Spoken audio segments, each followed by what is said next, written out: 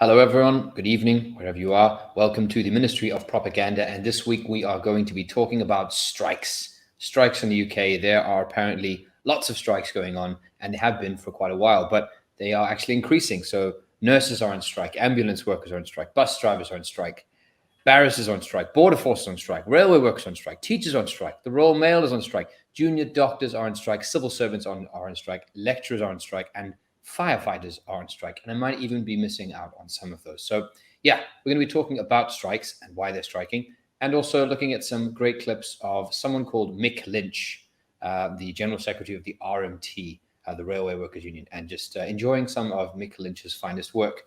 So, Chris, where should we begin? Where do you want to start?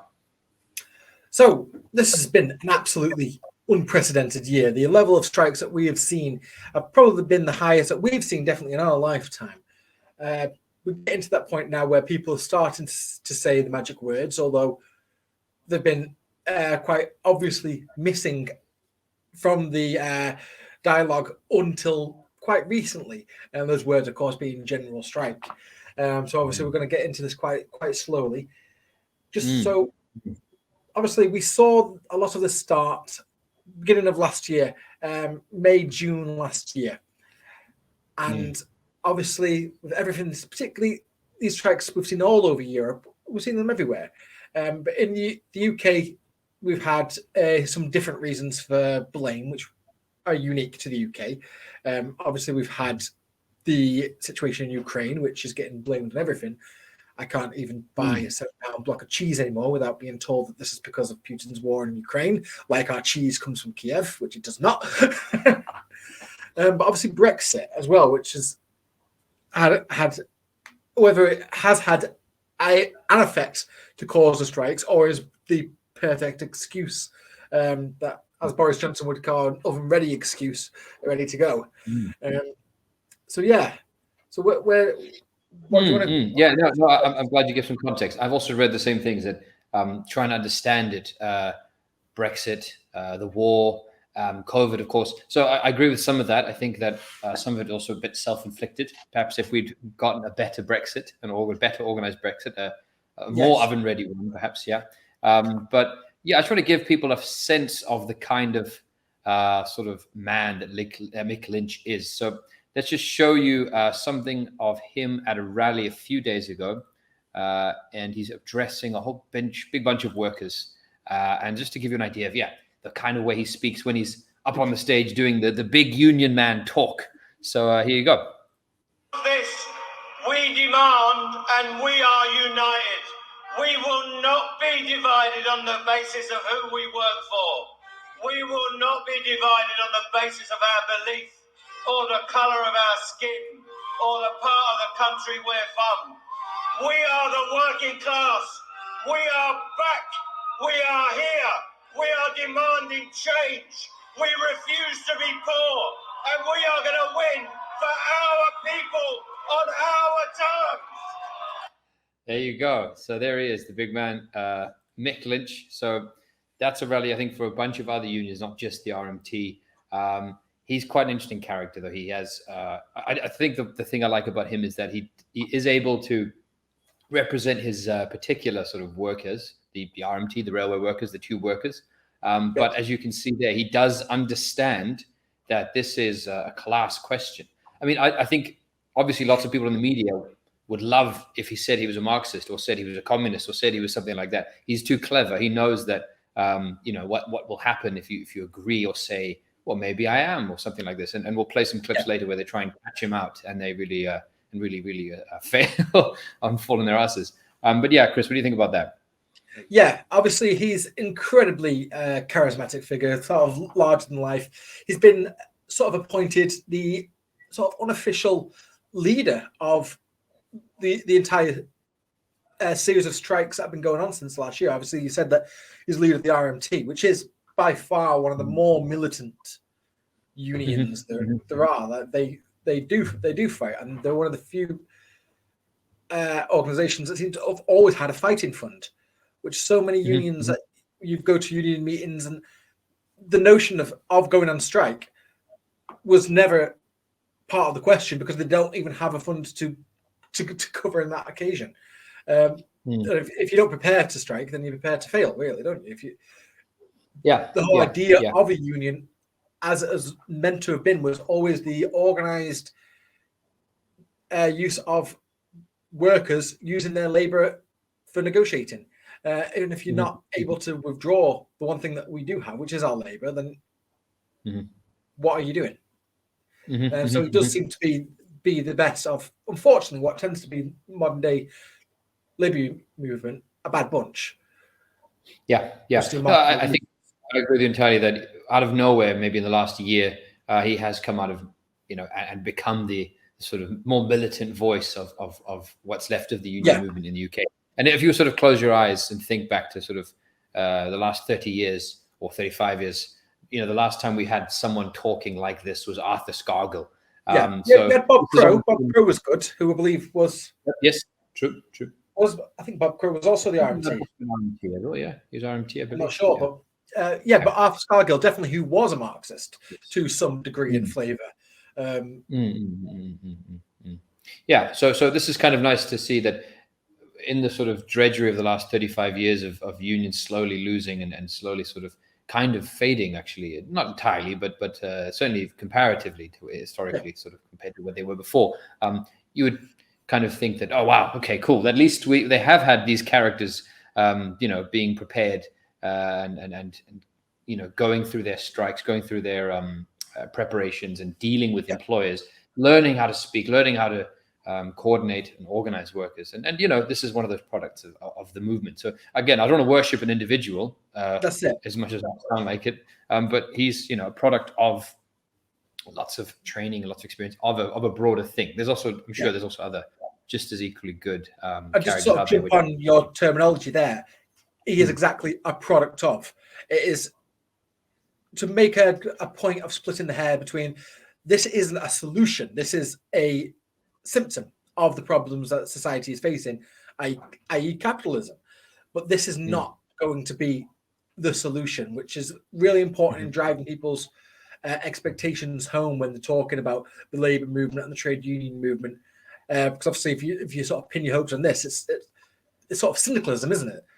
The idea of the revolution will emerge from the trade union movement, and that all you need to do is go on strike enough, and the means of production will just be inherited to the workers, which has never been true and has never succeeded. Yeah, definitely. I think we've talked about workerism before in the past, that you can have this thing called workerism and the sort of trade union sort of obsession, where you think that's it, that's where the struggle will be. Just so people get an idea. So why are people striking? What kinds of experiences, what's going on with pay, with living conditions and whatnot? So I'm just going to play something from The Guardian showing some other workers on strike, and just the kind of things that they're dealing with every day, and sort of giving their rationale as to why they're on strike. What's the reason? What are they doing? Why are they doing this? Here we go.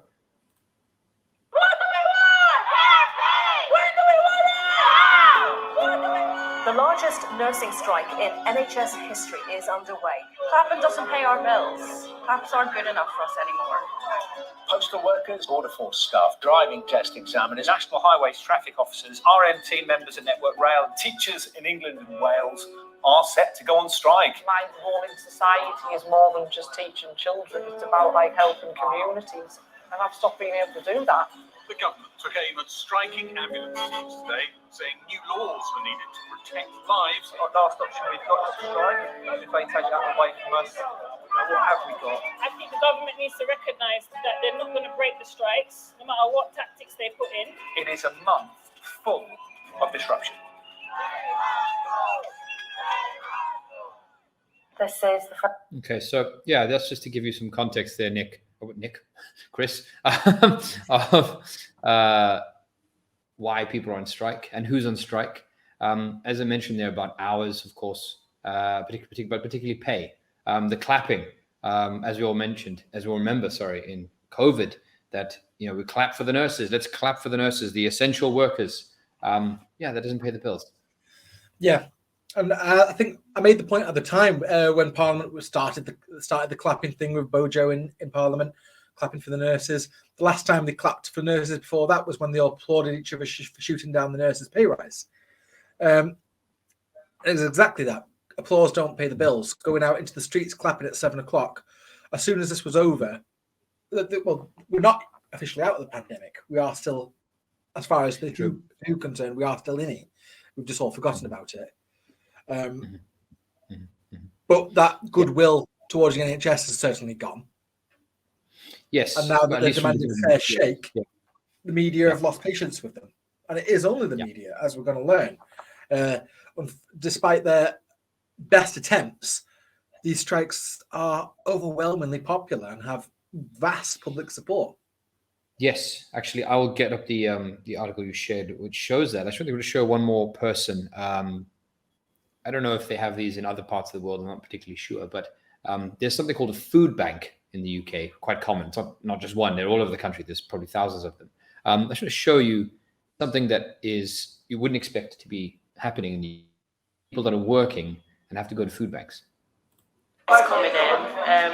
A lot more professionals coming in just because they just can't afford to, just make that decision in food.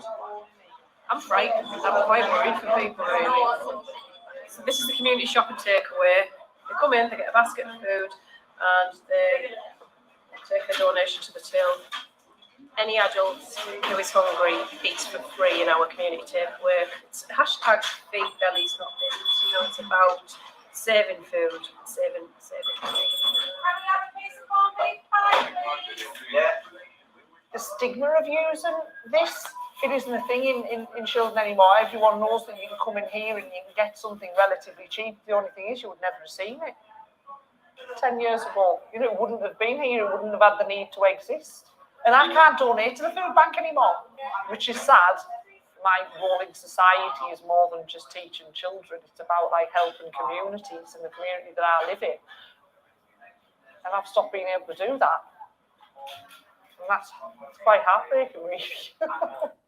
So yeah, there you go. That's the kind of things that working people that have jobs, bear in mind, these are not homeless people. These people have jobs, full-time jobs, and they have to go and basically get food that has been donated by most likely other workers. That's the kind of state for a lot of people. And it's shocking to think of this as where we are as a developed economy. This shouldn't, from what we've been told about how capitalism is meant to work in the West by the capitalists, this should not be the case in a developed 21st century Western nation. You'd expect to see these levels of poverty elsewhere in the world, but definitely not in Western Europe or in the West at large. Yeah, absolutely. And I guess that's also why indeed the strikes and the workers going on strike do have immense public support. So rising public support for unions despite widespread strikes, new Sky News poll suggests. So this is from the 31st of January. And Chris shared this. It shows that actually people are supporting them, but it doesn't, it's not surprising that other people that are not in the unions support the strikes if that's the kind of life that a lot of people are living, going to food banks. Of course they support the strikes. They understand it. They understand that workers want more pay. And it's also despite the media's best effort. Every single clip that you can watch of the journalists going into the streets, particularly of Sky News and the BBC, trying to speak to people, they say it in such a negative way. How are these strikes affecting you negatively? And they're almost trying to put the words into the person's mouth that these strikes are bad and they should stop so I can get to work. And when they swear, no, actually, I support the strikes. They don't know what to do with that information because it's not the narrative that the media want, and it's failing. They're so used to being able to write the news themselves. And because it's not working this time, it's frustrating them tremendously, and it's amazing to see. I love watching it. You're absolutely right. I mean, for Sky News to be sharing this, of all the news out there, this does not go well with editorial board. This is not the kind of stuff that they would like to be publishing and sharing. They obviously do have to report the news, but it's always their version of the news in a particular frame. And when the facts are the facts, and you do have strong support for various types of workers on strike, then they have to report at some point, even begrudgingly. So this is definitely not something that they want to talk about. And as we'll show you in a bit, they also, if they're forced to talk about it, they like to try and frame it in a particular way, and they like to choose the argument. Let's say that. Speaking of also, yes, the cost of living crisis and some of the absurdities of it. So just something a bit more lighthearted.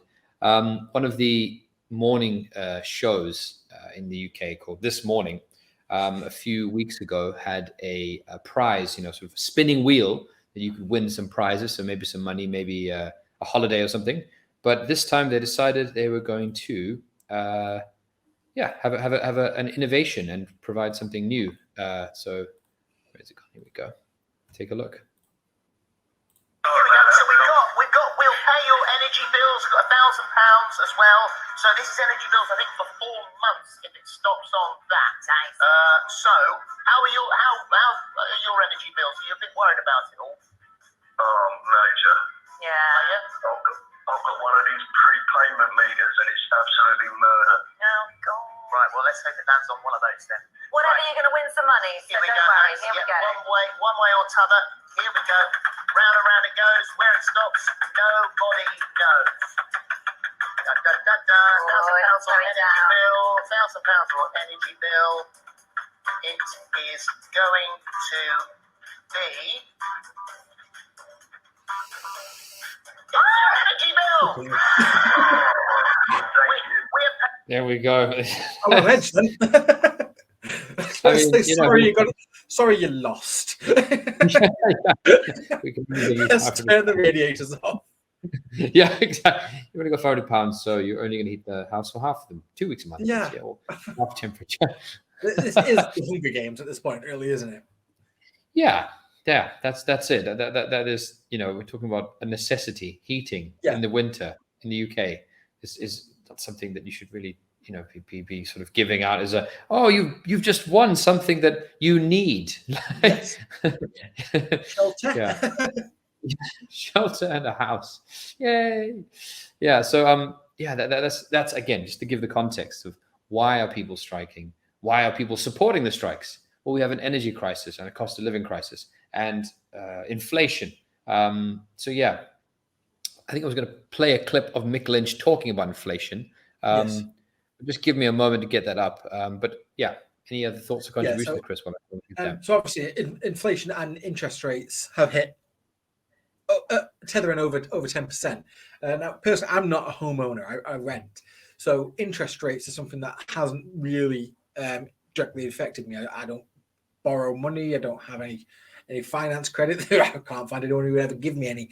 But obviously, you've seen these reports or videos of people being offered homes, and then the bank have pulled the deal because the Bank of England have increased rates to something that's just unachievable. So obviously, if you remember a decade or so ago where you had the housing crisis, it's easy to see that that's going to happen again. I saw an article in the Financial Times written by the type of person who reads the Financial Times, moaning, saying millennials are hoping and praying for another housing bubble crash so they can afford a house. I was like, well, of course we are, because that's the only time when we can buy something. When the economy collapses, we have to buy as much as we can. So yeah, I mean, that sounds pretty smart to me. Yeah, millennials are waiting for prices to drop with the crash. Well, yes. Yeah, I'm sure someone from the Financial Times would also understand that, appreciate that. Yeah, so the next ones I've got then is Mick Lynch talking about inflation. So he's here at a select committee from a bunch of Tory MPs.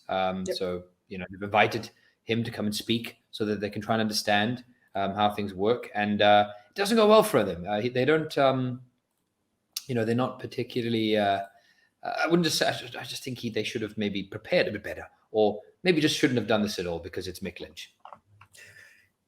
But we're a long way on pay. I mean, the inflation rate that we use for this year is currently in excess of 14%. That's the one that the railway use. The previous offer we had is 4%. The cumulative inflation for 22 and 23 will be in excess of 20%. We've been offered on the talks 8% for those 2 years, so it's less than half, and we've been offered 9% by the Network Rail, which is less than half again. But let's not forget, we haven't had a pay rise in many of these companies for 3 and 4 years. So we are having our wages reduced, spending power at the supermarket and with the energy companies and everything else, year on year on year. And every week that passes, it gets worse. So yeah, there you go. I mean, that's what that means. If you don't get a pay rise that matches inflation, you are getting a pay cut. That's just a fact. Yeah. You know, those are numbers. That's how it works. And it's an excellent point. Yeah. Yeah. In terms of real pay, your spending power is less. Obviously, we're seeing a lot of usually Tory economists saying we need to warn against chasing inflation with pay rises. That's their approach. But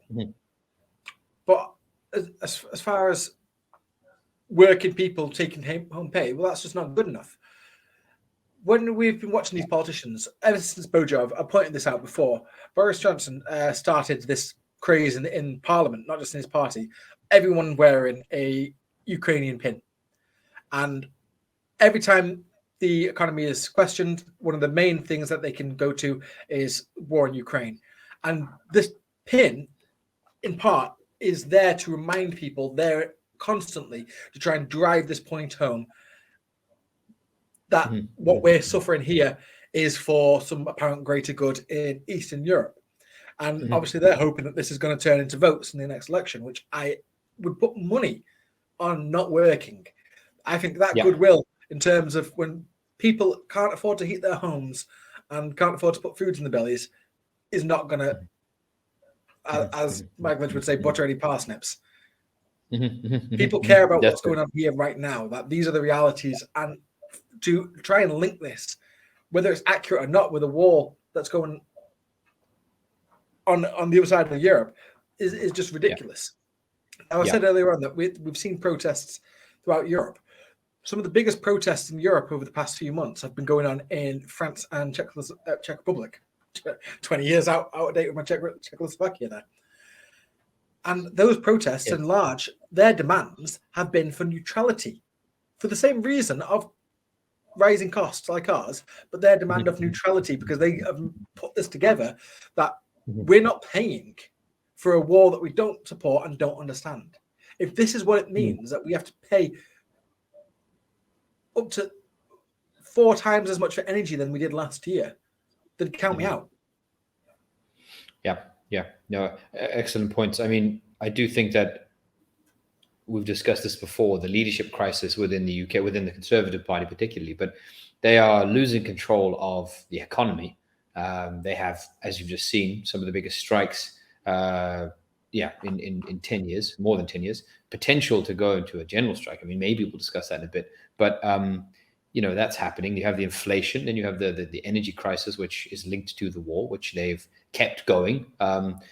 And of course, we've already mentioned Liz Truss and Rishi Sunak and Boris Johnson and the whole sort of leadership collapse. But I do think that the Ukraine conflict, partly, as you've alluded to there, is just trying to be some sort of direction that they have some control over, that they say, well, okay, let's go and fight Putin. That way we can sort of try and etch out this global Britain that we're apparently trying to build after Brexit. All we have left is some sort of NATO position and some sort of military position. So we'll try and just focus on that and build on that. But yeah, even that you could say is a poor decision. I mean, where is it all leading to? What, the collapse of Russia, nuclear war? I mean, where are we going with that? What's the end game? So it's just a further symptom of the leadership crisis, I think. And in addition to that, I think that if we're talking about the 1980s, about strikes and stuff, the only sort of reference you can go to then is sort of trying to think that the Conservatives will try and make this into their sort of Falklands War, which can propel them to two victories in elections or whatever. I don't think it's going to happen. Maybe for a few months, maybe for a few months, we might get some support and some sympathy for refugees, of course. But like you said, buttering parsnips. If people are going to food banks, and also if people are supporting the striking workers, I think economics is going to win in the end, and people's bellies and people's pockets will win in the end. The next ad I want to play is also the same committee. The thing you can see here is just that Lynch is not just someone who's extremely sharp and funny who can take apart a journalist, like we'll see a bit later, and he's not someone who can also, talk the big talk at the rally and get the troops going. He's also someone who knows the details of the matters at hand. He knows the stats. He's very smart. So I'll just play this quick one here. That the amount of government funding to the railways has actually doubled since 2015-16 to 2019-20. So where do you get your figures from? I get it from the employers. They told me they've been asked to reduce their costs by 2 billion. I get it from the London Mayor when I go and meet him and the Commissioner for London Transport. Says I've been told to reduce my budget by 2 billion. That's what the savings are for. You've increased the funding. It doesn't go to our people. It goes to these private sector operators and to Network Rail. We don't get all the money. The pay bill in the railway industry is quite modest. The staffing is at a low level. That the government are putting more money into the government is putting money into it. They'll probably all have to put money into it. I would ask why they put money into the railway and allow rolling stock companies and train operating companies and Network Rail subcontractors to extract billions of pounds of profits since the 90s straight into people's pockets in through dividends. So you'll do the same with health and all the rest of it eventually when you get the opportunity. So you'll fund them, but you'll shovel it into the private sector. That's what you've been doing. They take profits. They made profit every day during the pandemic, and they've made profit on every day of these strikes. They get protected against the loss of revenue, and they've not been affected bottom line. Two of the companies are subject to speculators' takeovers, and one of them has been taken over during this dispute. There's loads of money in the railway. It's being made by private sector operators. So there you go. I mean, I feel like this guy, the person that asked that question, was just hoping that saying, oh, you recognize the government puts money into the railways, right? I don't know where he thought that was going to go. Mick Lynch clearly fucking knows all of the details and how the funding works. So he just made himself look completely stupid there. Yeah, and this is the whole thing of privatization and privatization by stealth. The same argument that we've seen being used with the NHS. Government, we put all this money into the NHS. It's like, yeah, but you've sold it. So the money just goes straight through the NHS into private hands instead of going to where it needs to do. Since early 90s, which everyone always talks about how the Conservative Party have killed the NHS or killing it, privatising it. It was Labour who started with PFIs in the early 90s, who's privatisation by stealth. At first, it was just basically the top of the hospital that was privatisation. It was 90% public, 10% private. Modern day, that's flipped. And it happened so slowly that people don't notice. It's almost to the point, as long as the reception is still in public hands, you can say that the hospital is nationalised. And it's just it's just not realistic at this point. Yeah, absolutely. So later on in this video, I'm not going to play all of the clips, but there's another piece where he talks about how this strike actually from the perspective of the DFT, the Department for Transport, they knew that there was going to be a dispute arising at some point. So at some Sunday evening a few months ago, before we went into Christmas and whatnot, they dropped some bombshell on terms of conditions and pay rates and whatnot for the railway industry. And they knew that, of course, then the RMT would have to respond, and they knew that then there would be these strikes over Christmas. Their calculation was that, okay, this is how we can then, once 6 months down the line, a year from down the line, we can sort of wear down the public's willingness to accept these strikes, because it starts with Christmas and people are buying their gifts and people are trying to see their families, to have strikes over that period. So he does talk about how all of this is very tactical or strategic from the government's perspective. And as you already mentioned as well, that it doesn't just apply to rail. They're going to be doing this and have been doing this with the NHS and with any other public service, that they slowly erode them and misfund them and operate them in a way that they can then say, oh, well, if we privatize this, it would be more efficient or better. Meanwhile, they are just running them poorly and underfunding them to the point of collapse. People waiting in queues and people not getting the services that the state has paid for. I want to play a nice one where he actually makes fun of, or he has a good burn on one of the guys here on the committee. So here we go. We're seeing a lot fewer rush hour use, more social use, more weekend use of the railways post-COVID. Add in uncertainty on the part of consumers as to whether the train will even be running because of industrial action. How much damage has been done to the railway, particularly from consumer choice, which then plays to Mr. Ward's point about losses to the operating companies as a result, not just from industrial action, but from changed habits. How much damage has actually been done to the railway? Loads of damage has been done, but as I say, the damage is conceived and controlled in the Department of Transport. This is their project. They knew that there would be an industrial response from the trade unions. They decided to make what they would think is a great leap forward and provoke the workforce and attack the workforce. So the damage has been envisaged in Whitehall by people who know very little about the railway. Rather than trying to get consent and evolution of the railway, they went for this great leap forward, and it's blown up in their faces. So the damage is being conceived by this administration, and they are inflicting the damage. They have also brought forward a set of legislation that they quickly abandoned on the future structure of the railway. Maybe they'll come back to that, I don't know. Maybe there'll be a new transport minister that'll have another idea. So the damage is being caused by the inconsistent and reckless policy of the people that are in control of the railway, which is the company. And he talks about polling, which is the good one here. So here we go. They did a poll shortly after that.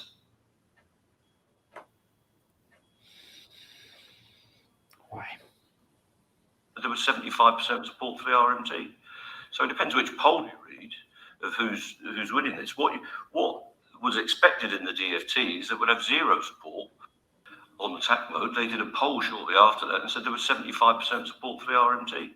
So it depends which poll you read of who's winning this. What was expected in the DFT is that would have zero support and we'd be back to work with no strikes by the end of June. Once your friends in the Daily Mail and the Telegraph and all these other journals followed me from my house to the station, invaded my children's Facebook pages and all the rest of it, that we would be public enemies number one. We're not. I'm a more popular person than many of the politicians in this room, unfortunately. We got a bit of a burn. But yeah, we'll come back. We'll get some more of these later. But yeah, as you can see, the guy knows and has been arguing, of course, the case of his workers and his industry for months. So it's a bit silly that you think that these select committee MPs who have probably had tried to sort of do a crash course on this over the course of maybe a few weeks, at best a few months, whereas he's been in that industry for decades. I just feel sorry for them, actually, because they are wholly unprepared to try and engage and try and challenge this guy on his industry publicly. He clearly knows his stuff. And it's sincere.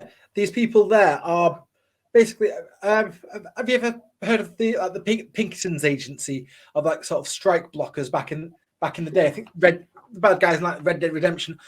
This is basically what these are. These are just paid agents whose job it is to stand and be obstacles for industrial action. They're strike busters, effectively, and they have as much prep time as anything else. Like they probably spend as much time prepping for one of theirs. Probably spend less time than we do to prep one of our videos. Yes, exactly.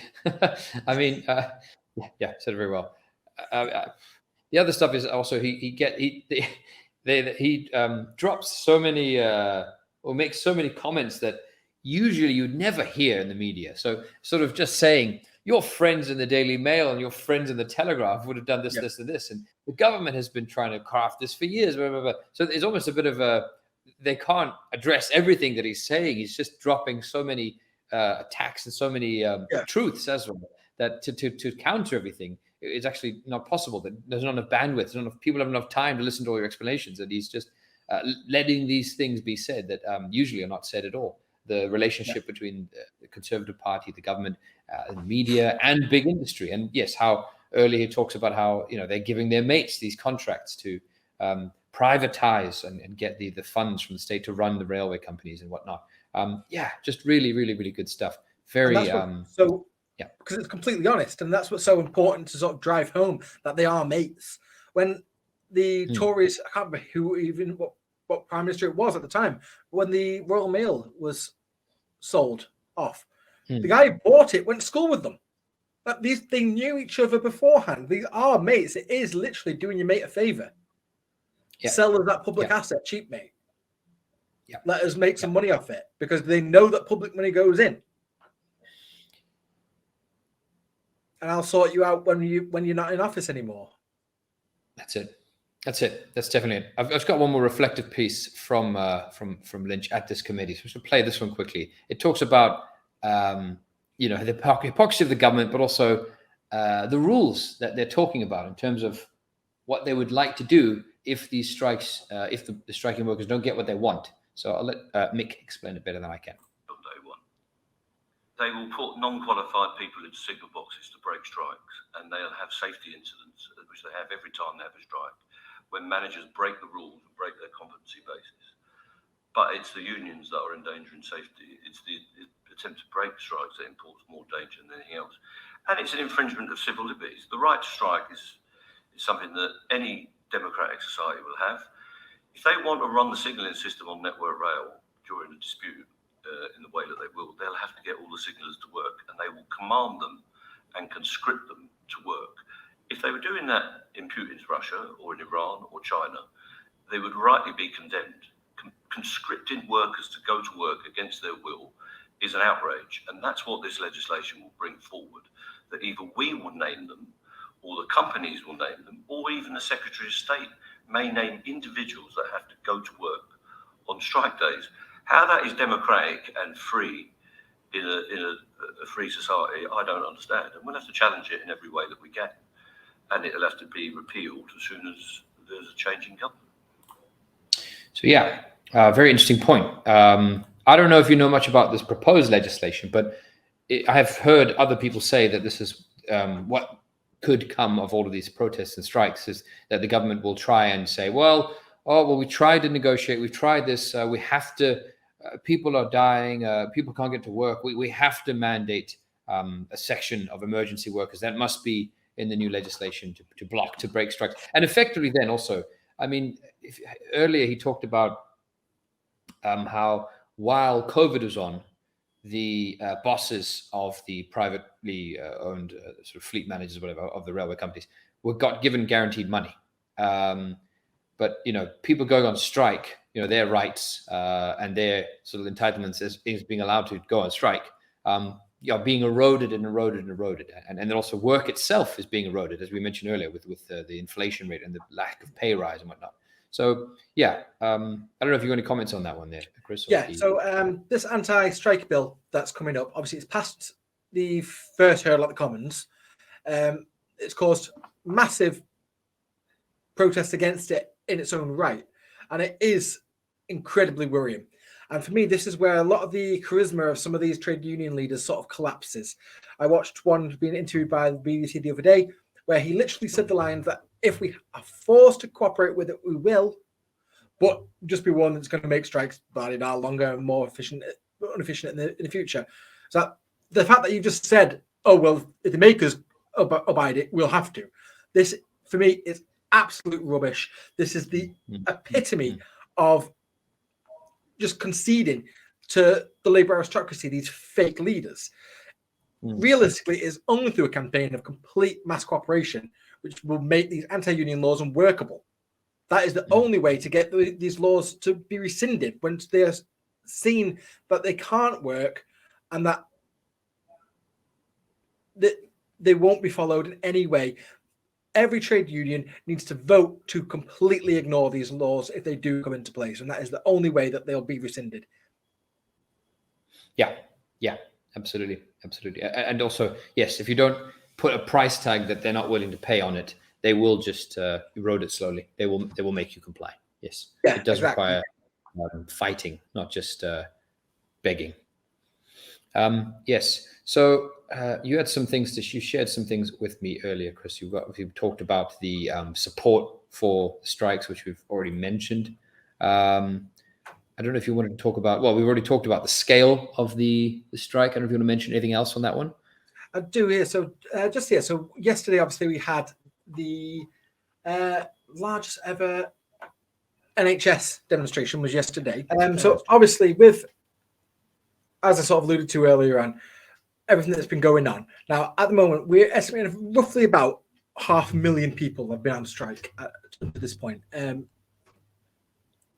Now, that is, by standards, about a third of what was at the 1926 general strike. Since last May to now, a lot of the trade union leaders have been quite mum about using the word general strike. They haven't wanted to say it. Now it's started to be a bit more liberally used, which has posed to the question to a lot of people: is that where we're headed? So, what do you think about the prospects of having a general strike in this country at this point? I think it certainly has more potential than it has in a long time. I think that we would have to see this kind of industrial action sort of carry on for a few more months before you would see some of the unions harden, or the government harden, actually, in some cases. So if the government doesn't give concessions to the nurses and to the RMT and to, let's say, one of the two of the other groups that are not on strike, and then they can generally see that, across the unions, that they need to increase the damage, basically the cost to the government, to also just general, of course, the reduction of services. I think that realization would only happen after failed negotiations for a few more months. So obviously the RMT has been going for a few months now, but the others are, some of them only coming into sort of strikes. I mean, the nurses have just started. I think we'd still need a few more months of negotiations and failed negotiations. Yeah. And then also perhaps even just some, if the government goes too far with trying to stop these or repressing them even, that's what have to be pushed. I don't think that we're quite there yet. For example, even on the nurses today, the nurses in Wales didn't join the strike. So there was 2 days, yesterday and today, were strikes for the nurses across all of the UK. But the Welsh ones stopped because they were given an emergency offer from NHS Wales, which dropped them out. So you could still see stuff like that, where you have all sections of even the same union dropping out because they've been offered a separate package. So I know Scotland also are more sympathetic to the railway workers, as well as places like Merseyside and whatever. But yeah, I still think we're not quite there yet. It's certainly going that way if things continued. It's definitely the right direction, but we need to continue. The oven needs to be on for a bit longer before we get there. So I've got that clip up here, so we can just pull this up.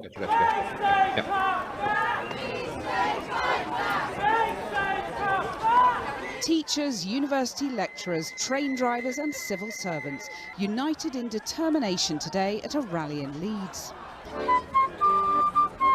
On picket lines dotted around the town, there was talk that this was a general strike in all but name. As a historian of Labour history, welcome back to 1926. I mean, do you think the public's really going to be on side for that if this keeps going much longer? I mean, the thing is, we are the public, we are the workers, we are on strike. So the public is on side, clearly, because we're all striking for better conditions. We've realised what we're worth, and it's important that we keep doing it. And I think that's a really good line that she said. Just, we are the public, and we are on strike. Everyone that I've spoken to who's not on strike wishes they were. You get so much people saying that, I wish my industry was unionized so I could join them. Unfortunately, I personally work in sort of telecommunications. This is an area that trade unions have tried to break into for so long, and it's been so hard to. It's almost a self-policing industry, because for the majority of people, especially call center workers, they work with a microphone in their face all day. They have staggered breaks, so the phones are always manned. They don't even have that sort of canteen time that warehouse workers would altogether. So it's so hard to sort of get that relationship, to build that conversation up with someone to suggest, should we be unionizing together? Because it's not really something you want to be sending over a work email. Yes. But I think you're right, though, in terms of the profile of unions. So because of how many strikes there are, and it's nurses and it's the train drivers and it's everyone, almost everyone, people are now talking about unions. Like, oh yeah, my girlfriend's sister, their sort of workplace, they've also now been talking about, well, our boss has just cut our hours, and now they're going like, well, someone should do something about this. We should do something together, and all this kind of stuff. So yeah, I think the conversation about workplace and unionization of workplaces is now something that's far more in the sort of common earshot of normal people, more so than it was 5 years ago, let's say.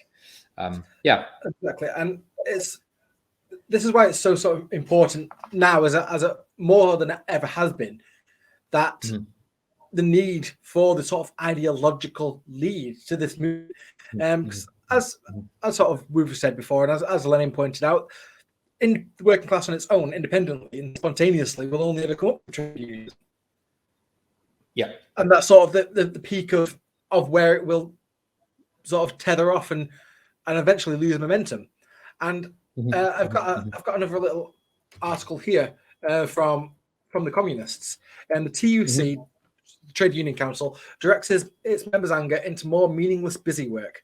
They're directing their members into a email campaign against their local MPs and government to beg against the anti-union bill.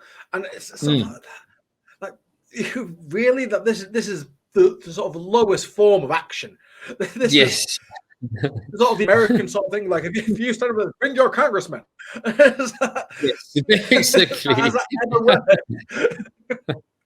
Yes, that's that's as far as I go. Yeah, phone your congressman, write to your MP. Okay, yeah, I mean that's actually a very good point. And it's this idea that they just don't have a solution. They know they're mad. They're right to be mad. They know something needs to be done, but they don't know what. So it's just yes. So eventually they have to go back to work. Well, that's it. Actually, because you talked about write your MP a letter or send an email. So who are you going to send an email to? I guess the Labour Party. So now Mick Lynch, actually, there's a nice piece I'm going to play. Some of the more sort of comedic, kind of funny stuff of him actually taking down people on an interview. So let's play that. There's actually a piece where he mentions specifically the Labour Party. Doing full-time jobs, who are having to take state benefits and use food banks. That is a national disgrace. What will they do if agency workers try to cross those picket lines? Well, we will picket them. What do you think we'll do? We run a picket line and we'll ask them not to go to work. Direct line. If you are a Marxist, then you're into revolution and into bringing down capitalism. So are you or aren't you? Richard, you do come up with the most remarkable twaddle sometimes. That's a lie. Don't tell me who I am and whether or not I'm working class or whatever, any of those sorts of things. You weren't working class. I don't even know your name. That's a lie. You can see what picketing involves. I can't believe this line of questioning. Picketing is standing outside the workplace to try and encourage people who want to go to work not to go to work. What else do you think it involved? You also lied that we left negotiations on Saturday and went to a rally. There were no negotiations scheduled for Saturday. You are a liar. The pensions of our members are going to be decimated. They're going to make us poorer, not only while we're at work, but poorer in retirement. And that's an agenda that the government has got because they want to subsidise the private sector in this country, as they are doing in the health service, which is being consumed by the private sector, as they've done in the education service, which is being consumed by the private sector.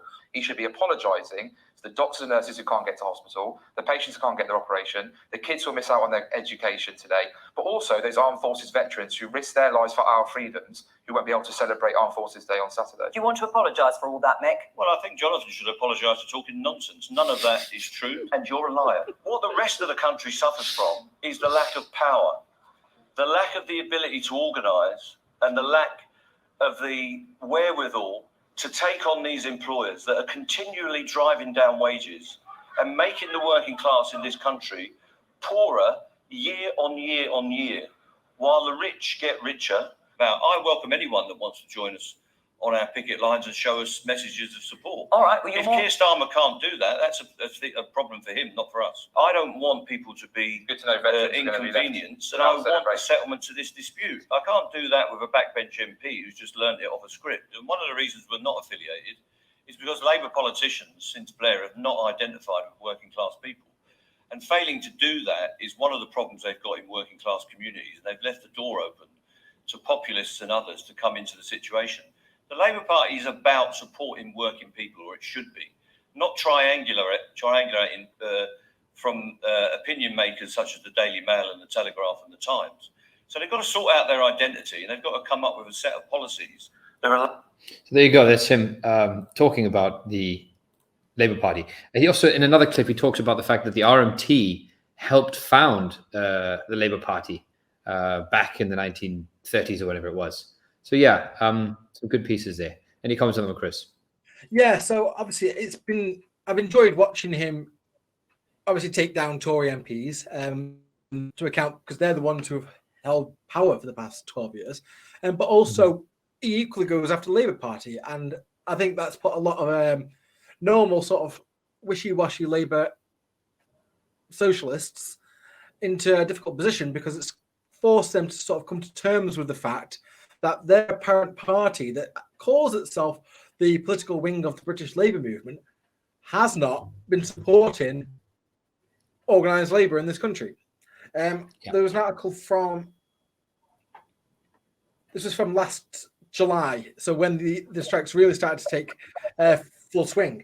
Labour frontbenchers likely to be disciplined for joining rail picket, because Keir Starmer at the time, he couldn't bring himself to say that he supports the strikes. And this is the situation we're in now. This is why he's going to win, because he's made himself this Tony Blair type of character. Remember, Tony Blair won the support of the Rupert Murdoch newspapers by showing that he was a safe pair of hands, that he wasn't really Labour, and that he wasn't going to do anything. And that's what Keir Starmer's replicating, which is why he's going to win. That's why the establishment are letting him win, because it's winking at the camera. I'm not really a socialist. It is what Engels would call the Labour aristocracy, the controlled Labour leadership. They're placed there to stop us doing anything. And Mick Lynch is very good at sort of exposing that and showing that these people who are meant to be our political leaders aren't. And I'd hazard a guess that if Mick Lynch was to join the Labour Party, I don't actually know if he is already. But if he was to run as leader of the Labour Party, I guess he'd win very quickly and very easily. I think he's probably more popular than either leader at the moment. I think that there's something to be said there, that definitely he should be having perhaps more ambitions than just sticking with the RMT, as though I'm sure that he's very good at representing the RMT, so it'd be quite a jump for him, at least in some respects, in the sense of trying to get into the Labour machinery, which we've already talked about in the past, is a pretty messy machine and pretty brutal and vicious in trying to protect a certain line of thinking. But I do think that there's something to be said there. I think that the fact that you have so much popularity with the unions, as we already discussed, you have a cost of living crisis. So I think someone like him standing for those kinds of things, for common people sort of pay and common sort of issues, I could see that kind of talk is going to be very popular. It is very popular. But I don't know. I don't know if the if the Labour Party. I mean, I'm curious to see how this goes. I just don't think that. I just can't see them allowing it. If Keir Starmer is going to clean out Corbyn and the sort of... no, they would never allow it. This is the party that kicked out Ken Loach. Yes. You can't be left wing in the Labour Party anymore. It is literally under Keir Starmer. There was a really good book that was released a couple of years ago called The Labour, and it was called A Party with Socialists in It. And the whole premise of the book was how the Labour Party has spent the past 70 years basically absorbing every left-wing movement for the exact notion of holding the pitch. And Keir Starmer has almost changed that by kicking them all out again. But unfortunately, because this country does not have a mass alternative to the Labour Party, we've now got a disenfranchised socialist movement who aren't welcome in the Labour Party anymore, because it's now the party of the centrists. So I don't know where it's all going to go. I mean, maybe this will be the impetus for people joining some other party, the socialists and the trade union joining some other party. But I think that would be quite a big political moment. I mean, that would be a political bombshell if the TUC and other unions dropped the Labour Party as their sort of affiliation, even though the RMT isn't affiliated, as you already mentioned. So if you had more further parties dropping that affiliation, moving to something else, that would be a big shift in British politics, huge shift in British politics. Yeah. I think that would be the straw that sort of breaks camel's back when the unions finally do break the link with the Labour Party, which is something that should always be on every placard at every picket, as far as I'm concerned. That should be the main goal of sort of propagating within the trade union movement, that the Labour Party isn't there to represent your interests. It is there to hold them hostage. And until they have broke the link with the Labour Party, this is just going to be a carousel that goes round and round. Yeah. I think that's also another thing to be said about this is that the Labour Party leadership right now, particularly the parliamentary party and stuff, they do not like this. This is politics being driven from the bottom, as they would see it. The grassroots. This is, society from the bottom choosing an issue and driving it from there. Pay particularly and work conditions. They don't want. This is not the conversation that they want to have. I mean, we talked already about how the Conservatives don't have an actual good plan for Britain and have not been doing a good job. The only thing that they can try and work out is this war. Apparently, this is their grand plan. But I think equally, maybe even worse, actually, the Labour Party has less of an idea, less of a vision, and also apparently has less connection with the majority. Okay, I wouldn't say have less connection than the Tories, but they certainly don't have the connection that should be there. Labour is not, hand in hand with the unions on this one. No, not at all. And like I said, that is what you just said, with the fact that this is being led by an organised labour movement. The workers are essentially just being like a cannonball on the deck for the Labour Party here. They're trying to mismanage. They're trying to manage it, mismanaging it at every turn. The fact that it took Keir Starmer so long to say anything even remotely that could be judged as supportive of the strikes, which I think in the end was just I understand why they are striking.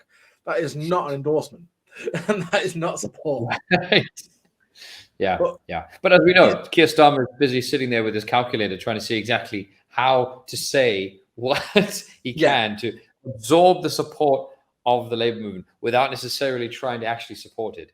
So obviously there's a room full of very clever Labour brains sitting there and figuring out how to actually support these strikes without actually supporting them. To take the honey from the nest without actually having to shake the bees or join the bees. I'm sure another Tony Blair funded think tank will tell him what to say pretty soon. Exactly. That's it. What was the last one? The Tony Blair Institute for Regime Change. I'm sure this one will be. That was it. I believe it was the Tony Blair Middle Eastern Institute for Peace. I think that's. I don't know why it stuck in my head as regime change. So the last clip we've got is of Mick Lynch and I believe is your Facebook Piers Morgan. page. I want you to confirm or deny if this is your Facebook page. It's a picture of Can you see the hood from Thunderbirds. Can you see the likeness? Well, I'm just wondering where the comparison goes, because he was obviously an evil, criminal, terrorist mastermind, described as the world's most dangerous man who wreaked utter carnage and havoc on the public. Is that the level you're pitching this at, Piers? That is a joke amongst me and my friends, and you can see the likeness, if you like. So you're not denying that you are comparing yourself to the hood? I'm not comparing myself to anyone. I'm me. You've literally made your profile picture the hood. And I'm simply saying, I was a massive... If it was a bunch of Thunderbirds fan, and the hood was the most dangerous, evil person in the world. He's the most evil puppet made out of vinyl in the world. Is that the level your journalism's at these days? I simply asked you if that was you and your Facebook page. Well, do you think I look like the most evil person in the world, Piers? Well, now you're asking me to answer a difficult question, Mick. I don't know you that well. All I'm saying is you have personally... Person in the world. I think I'm a working-class bloke who's leading a trade union in a dispute over jobs, pay and conditions. I understand. If you don't want to be compared to the hood, probably better not to have the hood as your profile picture. I think it's quite funny. So do I. But I also like... As I was a Thunderbirds fan... Is that the level we're at, though? Don't you want to talk about the issues rather than a little vinyl puppet from the 1960s? I'm simply trying to get inside the mindset of the man about to wreak havoc on the country. It makes me laugh honestly, that you have the Hood as your profile pic, because that's a man who wreaked havoc on the world. Well, it makes me laugh that your level of journalism has descended so far that you can't think of any other question rather than a thing about the Thunderbirds. I didn't put that picture on your profile page. Yeah, but you've chosen to spend 2 or 3 minutes of this interview talking about an irrelevant. Because you seem so irritated by the comparison. Well, because you seem so irritated by the comparison to the Hood. I'm not irritated at all. I'm completely. You seem very irritated. Well, I'm not. You're not? This is your non-irritated phase, is it?